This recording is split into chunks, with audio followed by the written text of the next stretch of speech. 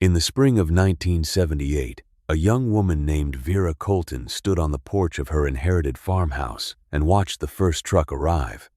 She was 24 years old, with hands that were already calloused from work the land demanded, and eyes that held a quiet, watchful stillness that made older men uncomfortable.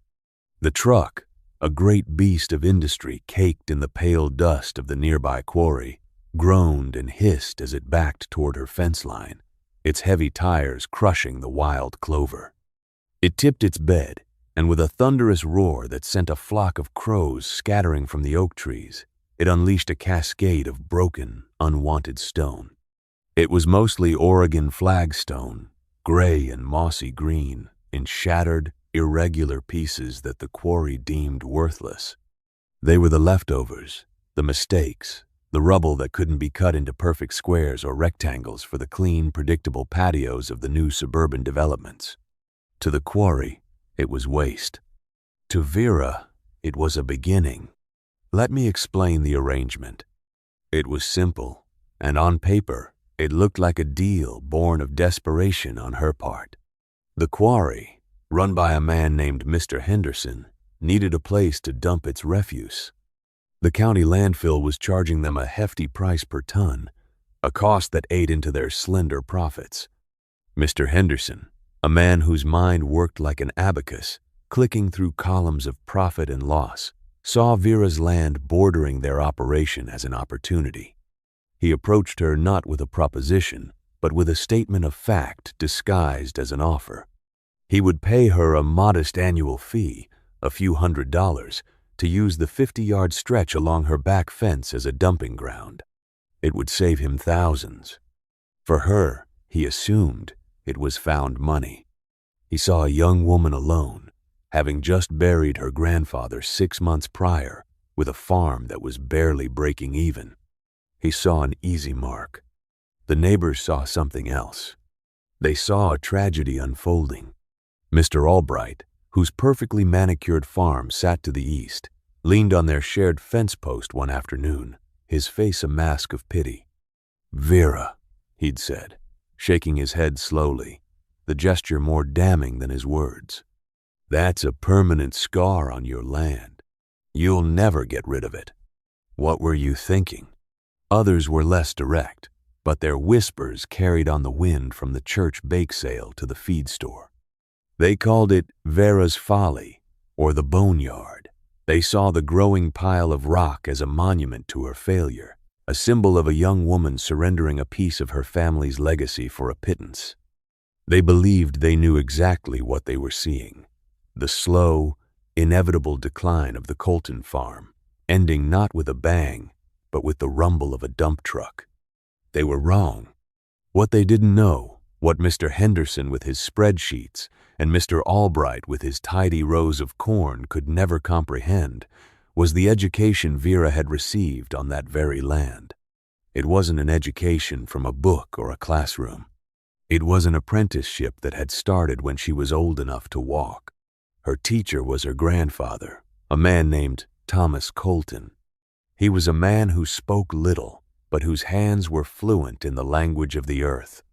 He had built every stone structure on that farm, the foundation of the barn, the low, elegant walls that terraced the vegetable garden, the great hearth of the fireplace that was the warm heart of their home, and the winding path that led from the porch to the creek. Now, let me tell you about Thomas Colton's philosophy of stone. He believed that stone, like people, had a character. The machine-cut, perfectly uniform blocks sold in catalogs were, to him, lobotomized. They had no story, no challenge. They fit together easily because their spirit had been broken and cut away. But the irregular stones, the cast-offs from the quarry that he would sometimes salvage himself, those were the ones with soul. He would hold a piece of broken flagstone in his large, weathered hands, turning it over and over, his thumb tracing its jagged edges. "You don't tell the stone where it goes, Vera," he would say, his voice a low rumble like rocks tumbling in a riverbed. "You listen. It tells you. Each one has only one perfect neighbor in the whole world. Your job is to find it. He taught her to see not the brokenness of a piece, but its potential. A sharp, angular fragment wasn't a problem. It was the perfect cornerstone for a turn in the path. A long, thin shard was the ideal cap for a wall. A piece with a strange concave curve was destined to fit against a rounded boulder. He taught her to read the grain, to understand how a stone would split under the sharp tap of his hammer, to feel the subtle shift in weight that told him its balance point. For hours, she would sit on a low stool beside him, handing him stones from the pile, watching as he selected one, studied it, and then placed it into the puzzle of the wall. There was no mortar. His walls were dry stacked, held together by gravity, friction, and an intimate understanding of physics that felt more like intuition. They were so perfectly fitted that a blade of grass couldn't find purchase between them. The land remembered his work. His walls stood for 50 years without a single stone shifting. When he passed, he left her the farm, a small savings account that was quickly dwindling, and his tools. They were simple: a heavy stone hammer with a hickory handle worn smooth and dark with the oil of his hands, a set of tempered steel chisels, and a leather-bound journal. Inside the journal were not words, but sketches. Page after page of intricate drawings of stone patterns, notes on drainage, and calculations on load-bearing angles. It was the physical manifestation of his wisdom, a Bible of stone. The skeptical collective saw a pile of rubble. Vera saw a library of possibilities, an inheritance far more valuable than the land itself. So, as the trucks came and went, day after day, week after week, their roaring engines a constant refrain in the background of her life, Vera watched.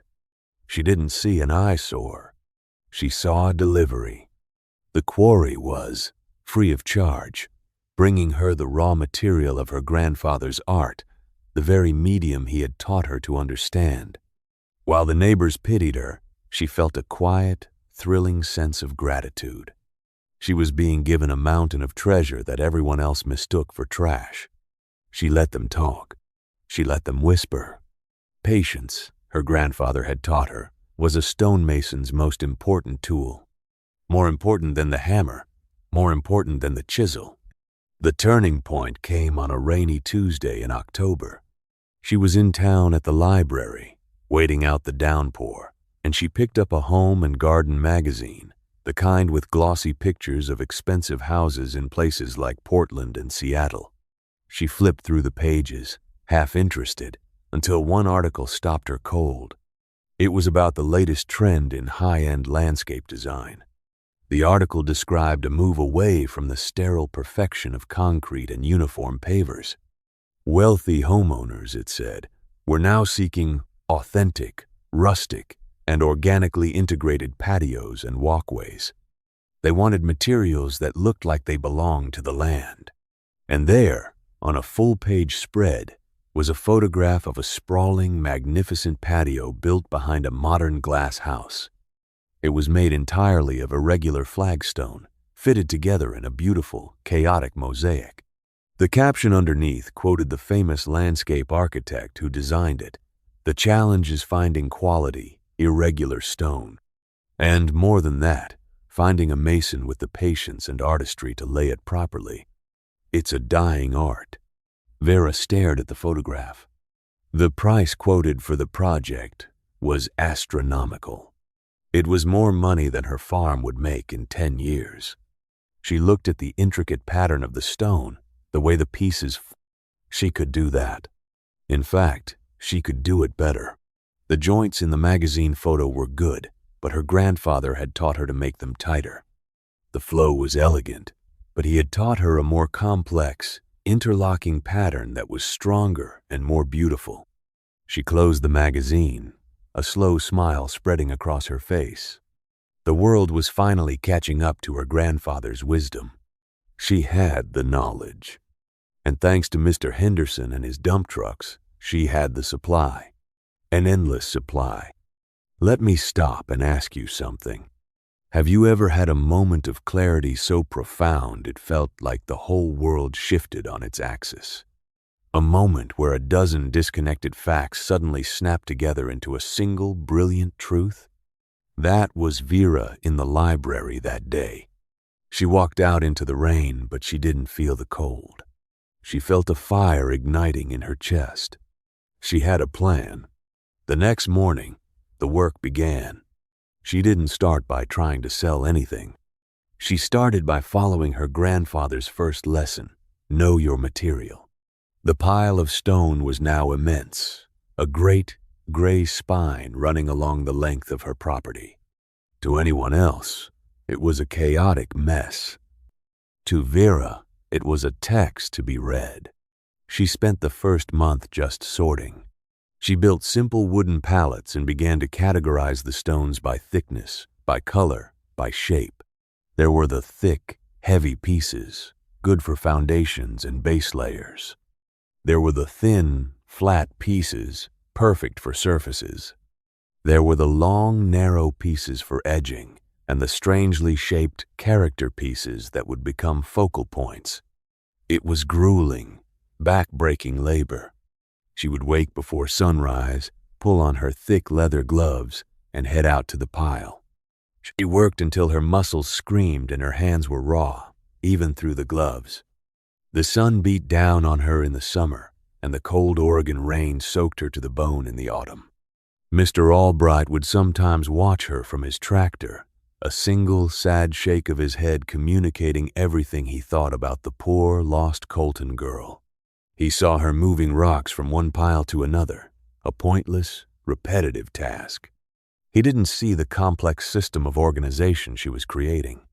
He didn't see that she wasn't just moving rocks. She was taking inventory of her arsenal. She was learning the unique personality of every single stone on her land.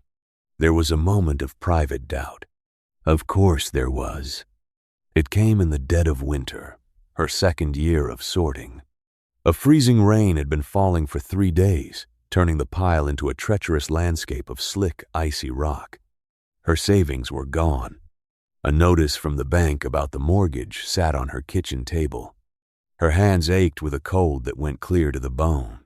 She stood there, shivering, looking at the mountain of stone that seemed to have barely diminished despite her year of labor. The whispers of the community felt louder than ever in the silence. Maybe they were right. Maybe she was crazy. Maybe she was just honoring a dead man's obsession while her own future crumbled. The temptation to just call a scrap hauler, to sell the farm, to walk away, was a physical weight in her gut. But then her eyes fell on the barn. She looked at the foundation her grandfather had laid 60 years before. A perfect, mortarless wall of irregular stone that had supported the massive structure through decades of winter storms and summer heat without ever bowing. She walked over and ran her bare, cold hand over its surface. She felt the incredible tightness of the joints, the beautiful, rugged texture. The wall was not just a structure, it was a statement. It was proof. It was a testament to the fact that patience and knowledge could turn rubble into something of enduring strength and beauty. The wall was her grandfather's voice, speaking to her across the years, telling her to trust the process. Trust the stone. She took a deep breath, the cold air stinging her lungs, and went back to work. The subsequent 2 decades were a masterclass in patience. After 2 years of sorting, she was ready. She chose a small, neglected patch of ground behind her own farmhouse, a place where the earth was hard-packed and nothing grew. This would be her canvas. For an entire summer, she worked, excavating the soil, laying a deep bed of gravel for drainage, another lesson from her grandfather's journal, and then, finally, began to lay the stone. She worked with the quiet, focused intensity of a watchmaker. Each stone was chosen, considered, and placed. Sometimes a single piece would take an hour to fit. She wasn't building a patio. She was solving 1,000 tiny, interlocking puzzles. When she was finished, it was magnificent. It swirled in a gentle curve, the colors of the stone flowing from gray to green to rust. It looked less like it had been built and more like it had been uncovered, a natural feature of the land that had been there all along. She took a photograph of it with an old camera. Just one. Then she got in her pickup truck and started knocking on doors. She didn't go to the big new housing tracts. She went to the older, more established homes, the ones with mature gardens and owners who valued craftsmanship. She would show them the single photograph and say, very simply, "I can build this for you." Most people said no, but a few said yes. Her first job was a small walkway for a doctor's wife. It took her 3 weeks.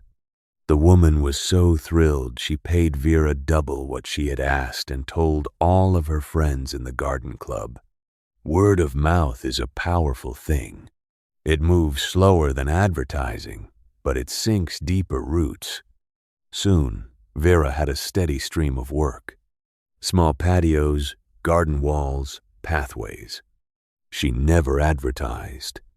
She never even had a sign on her truck. Her work was her advertisement. Each project was a silent, permanent testament to her skill. Her reputation grew not as a contractor, but as an artist. People would see a wall or a patio she had built, and they wouldn't ask who the contractor was. They would ask, "Is that a Colton?" The real breakthrough came 4 years after she finished her own patio. A man named Arthur Vance, one of the most respected landscape architects in the Pacific Northwest, was visiting a client when he saw the garden path Vera had recently completed. He stopped in his tracks. He got down on his hands and knees to examine the joints, marveling at the precision.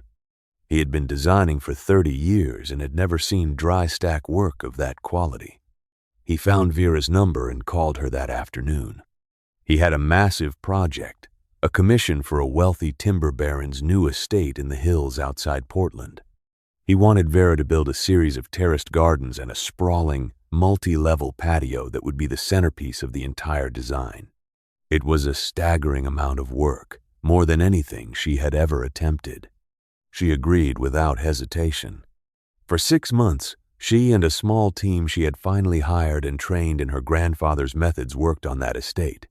She personally selected every stone from her now meticulously organized piles, trucking them to the site herself. When it was finished, it was more than a masterpiece. It was a landmark. Arthur Vance entered the project into a prestigious regional design competition. It won, sweeping every major category. The judges' comments were effusive, praising the unprecedented artistry and geological authenticity of the stonework.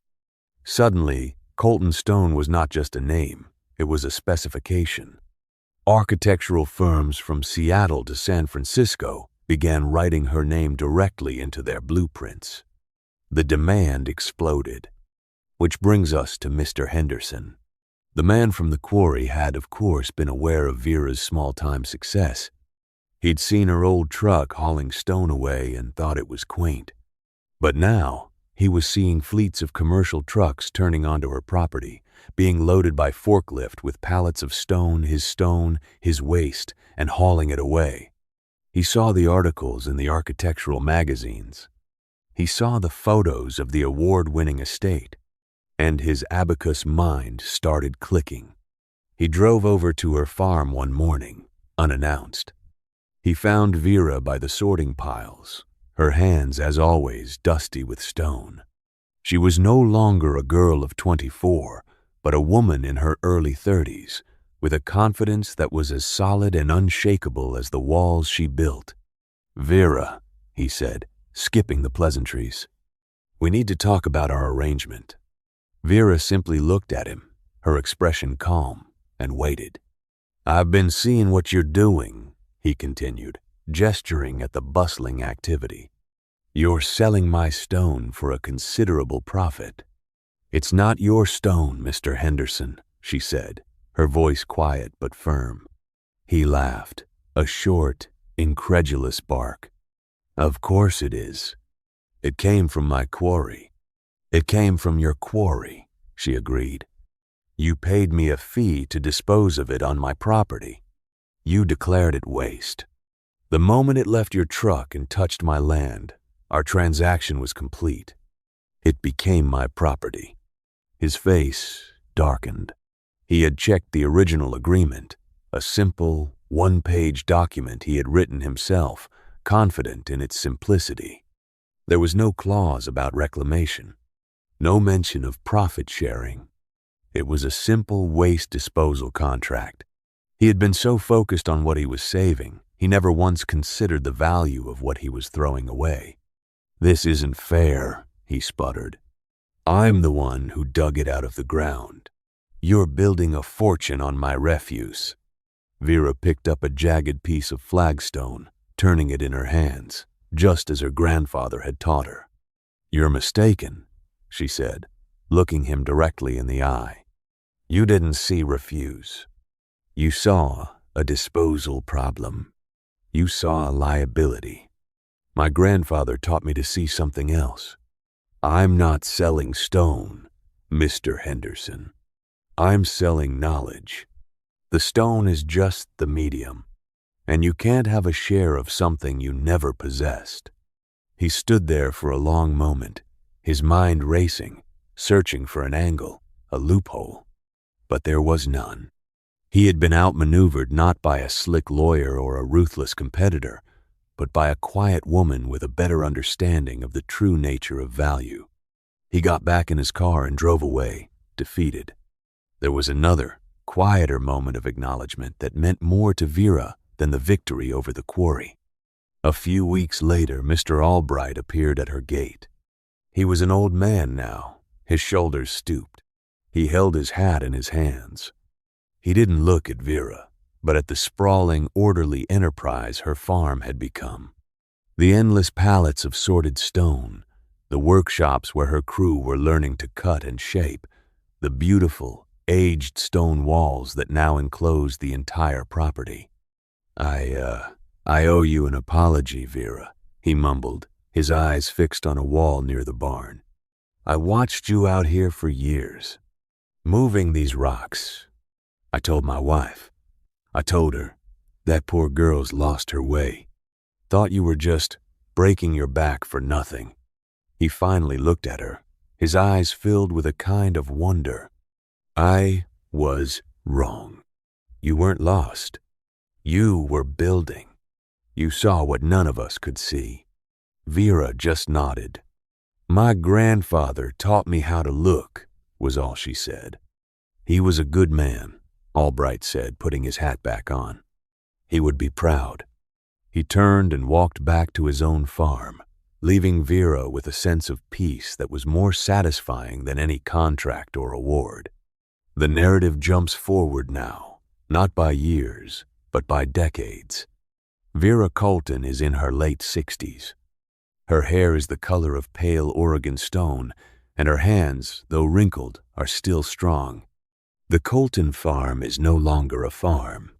It is the headquarters of Colton Stone and Landscape, a multi-million-dollar empire renowned throughout the country for its artistry and integrity. The company never took on debt. Every truck, every piece of equipment, every new acre of land was purchased with cash earned from the patient transformation of rubble into beauty. The great pile of stone is long gone, transformed into thousands of patios, walls, and gardens that will stand for a century or more. But the Quarry, under new management, still delivers its waste to her property, only now they pay her a handsome price for the privilege of doing so. She stands now with her granddaughter, a young woman of 16, by a new pile of stone. The girl holds a small, irregular piece in her hand, turning it over, a puzzled look on her face. "I don't see how this could fit anywhere, Grandma," she says. Vera takes the stone from her. She closes her eyes for a moment, her fingers tracing the edges, feeling its weight, its balance. She is listening. Then she opens her eyes and points to a gap in the wall they are building together. "You don't tell it where to go," Vera says, her voice the same quiet, steady rumble it has always been. "You listen. It tells you." She hands the stone back to the girl, along with her grandfather's hammer, its hickory handle worn to a perfect silken patina. The legacy was now secure. Let me tell you the final truth of this story.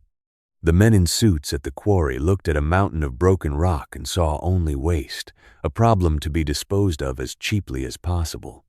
Their vision was limited to the next fiscal quarter. Vera Colton looked at the same mountain of rock and saw a legacy. She saw her grandfather's hands, she saw a dying art, and she saw a future built on the timeless virtues of patience, knowledge, and integrity. They thought they were scarring her land with their trash. But what they were really doing was delivering the foundation of her empire, one truckload at a time.